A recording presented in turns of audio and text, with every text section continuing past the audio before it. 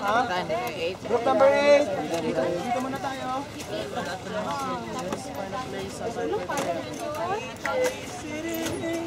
Ito, daming power.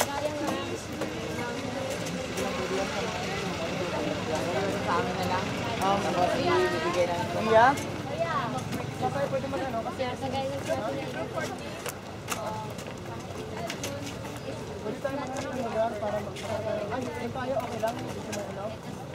Wala na missionary. Kasi ako na dali yung missionary. kaya mga kabataan, kung hindi mo tayo makita sa mga susunod na mga papanalangin mo sa langit.